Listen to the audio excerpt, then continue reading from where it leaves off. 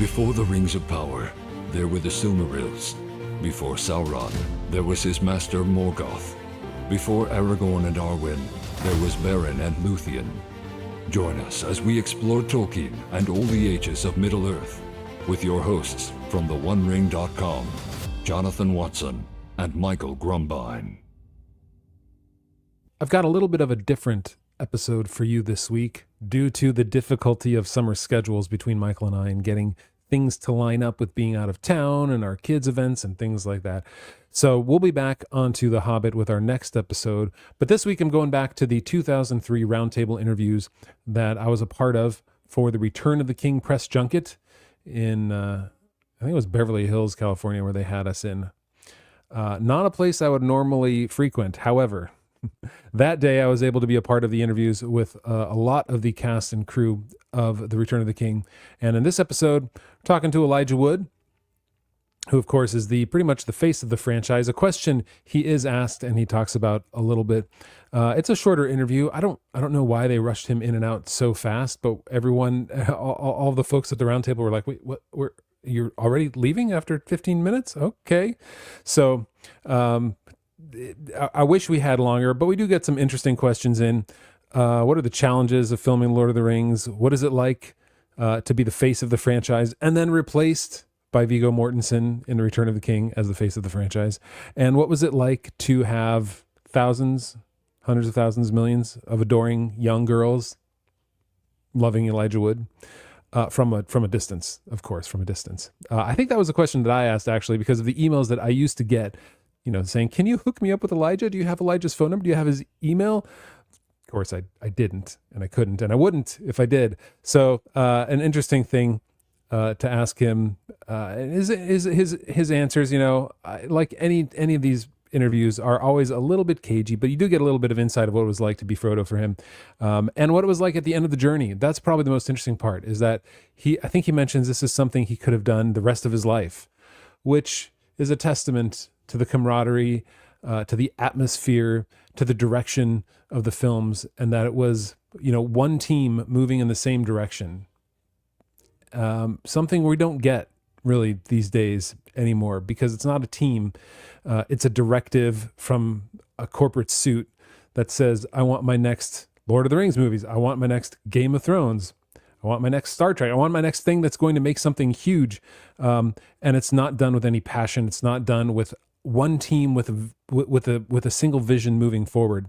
And you can tell that was something that was so dear to these actors in these films. And that was one of the reasons that really, I think it made it so good, is that there wasn't, politics going on. There wasn't a directive from a Jeff Bezos or an overlord at Paramount or anything like that to create the next big thing. They just wanted to make something great. And I think that comes through here. So I hope you enjoy it, and we'll be back on The Hobbit with our next episode. I wouldn't use the word relieved. I think it's been a long journey, but it's never lost its luster for us. I mean, it's been an incredible time that we've had. It's the best 4 years of my life. With some of the greatest friends that I've ever made, and incredible experience in New Zealand. I mean, it's been wonderful. So, it's not necessarily relief that it's coming to an end. I mean, I think it'll be a relief not to have to go around the world promoting a movie next December. But, in terms of the actual films, in some ways, I think we could continue working on these movies for the rest of our lives. I mean, in another respect, it is kind of nice to be able to have a sense of completion now, to be able to have the last movie come out, end the journey, and be able to look back on the trilogy as a whole, the story as a whole, which is nice. I want to get my Shire question out of the way first. That a Shire's for all of us, it could be a special place in time or a moment to add that you've had. What is your Shire? What is the place where you would like to go back to, or for a moment in time that meant so much to you? Yeah, I mean, I think if I was asked that question now, Like 10 years from now. Yeah, that's tough. What is my Shire?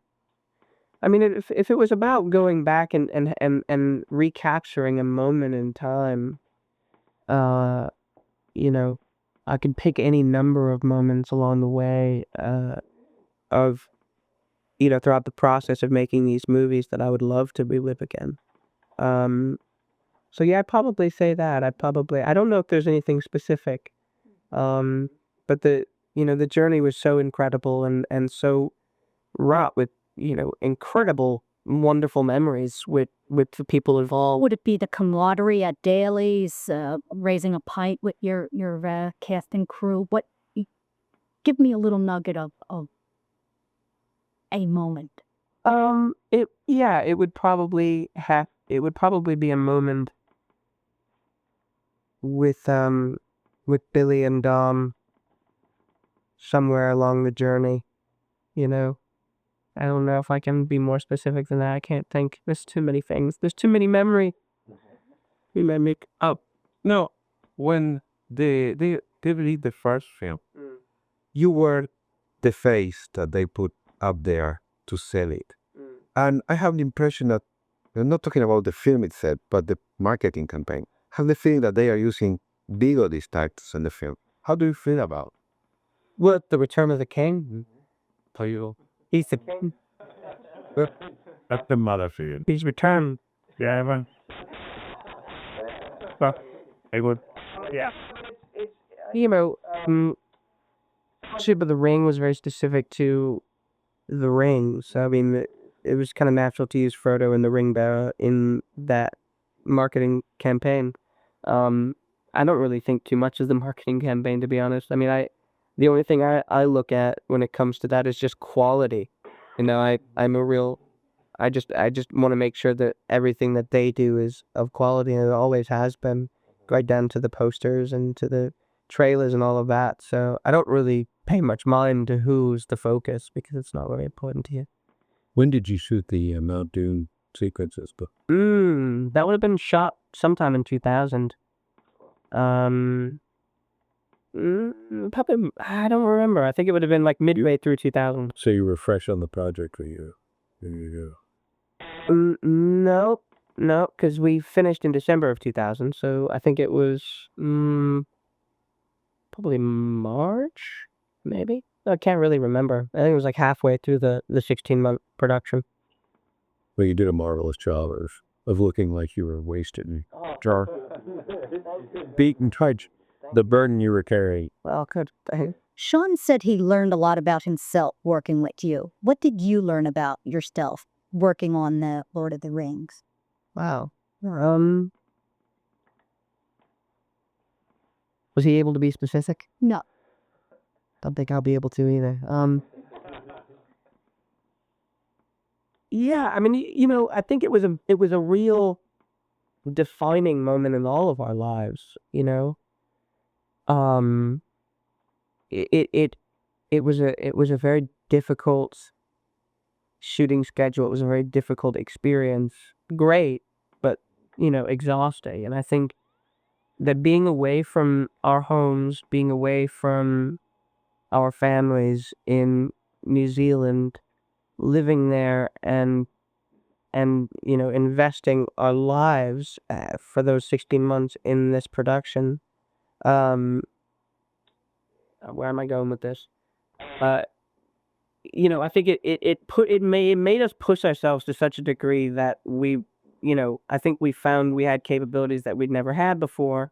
And I also think that it forced us to grow as human beings or with each other, because we had to rely on each other to sort of, to get through the journey. And I think the relationships that were forged with all of the actors and the closeness that was felt, I think really defined not only the relationships but each other as well.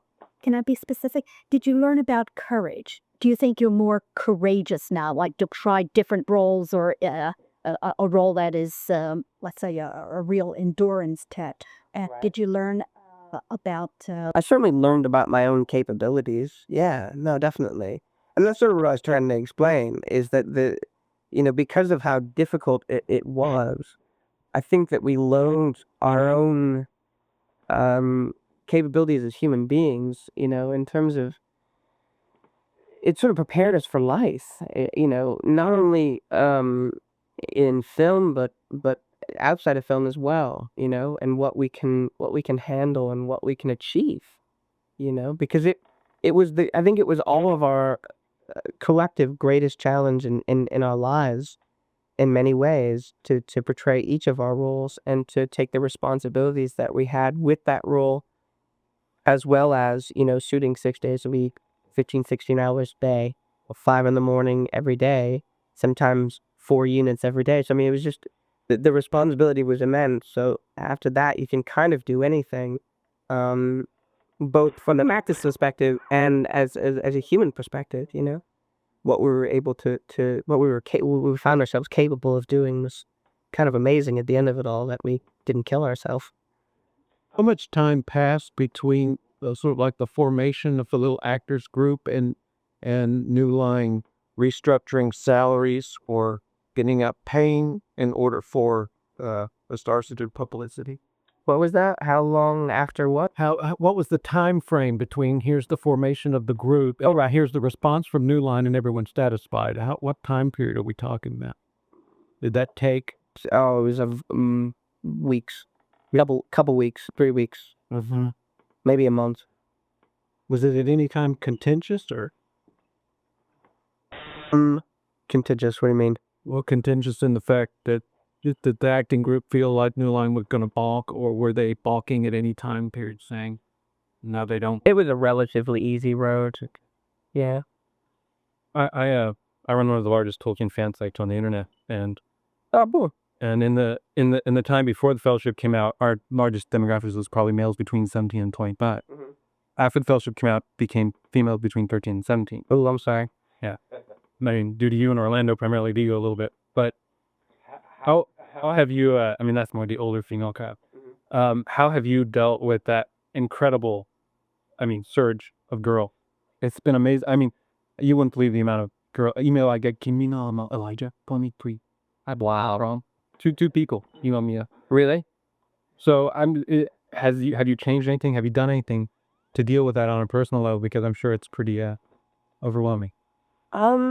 It actually isn't too overwhelming. I haven't really changed anything about my life, in terms of my daily life. I still go about my days just as I would have before the release of the movies. But yeah, I mean, there certainly is an increase. I mean, I think I feel it most when there are specific events that people know where I'm going to be, and then there's a mass of people there waiting, and you get that kind of attention, certainly. But in terms of just day to day, if people see me on the street, they may say something or they may not. I don't necessarily have people coming up to me all the time. I think it's much more specific to, events or things like that. Do people call you Frodo when they see you? Or, and which was the most weird encounter with a fan you ever had?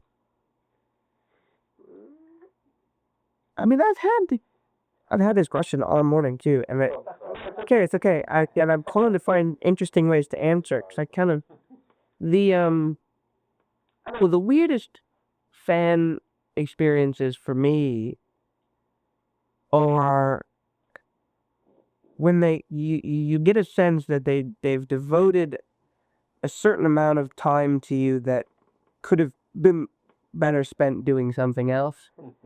You know what I mean? I got Which is not, I never want to judge them, because they're, they are why we have had such a wonderful success, and they're incredibly supportive. But that's where it's sort of strange for me, when there's sort of that, for me, the weirdest actually is when they can't have a separation. They feel that they know you from the press and from the films, and they suddenly feel like they can have a relationship with you. And that's when I'm slightly creeped out, because it's they at that point they don't have a separation between, actually meeting you and getting to know you in a normal human way, and feeling like they already do know you, and they're owed a relationship of some sort. What are you looking for in scripts now in the future? Nothing specific. I think just quality, and I guess if I was to be specific, it would be roles that were just older, that reflected my growth as a human being. Not interested in playing youth so much anymore, or at least not teenage youth. I'm a youthful man, so I'm obviously going to be playing some degree of youth, but age, just to reflect the fact that I'm growing in my life as well. And beyond that, just quality. It's hard to find great scripts and interesting roles. Did you recognize this as great when you read it? Oh God, yeah. Yeah, absolutely. You sent in the audition tape, right? Yes. Yeah, I did my own audition tape. Which Peter said he saw and saw Frodo immediately, which I don't really know how that's possible. Anyway. Bravo. Guys, so much. Do you guys ever check? I checked the One Ring just for information. But I don't really go to my own fan sites. I have to. It's kind of it's sort of a conscious thing because I have to kind of keep it. I have to sort of separate from that. Otherwise, it would. Do you know what I mean? Yeah, you don't want to become a realtor. If I know too much about it, then part of me is invested, and it wouldn't make a thing separate, but that I can have my own life and be slightly separated from what I do is right.